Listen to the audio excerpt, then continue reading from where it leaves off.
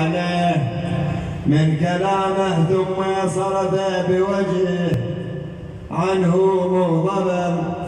ولما سمع الحر بن يزيد الرياحي كلامه واستغاثته أقبل على عمر بن سعد لعنة الله عليه وقال له: أمقاتل أنت هذا الرجل؟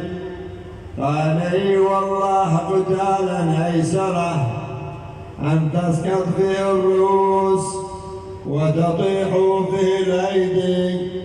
قال: ما لكم فيما عرضه عليكم من الخصال؟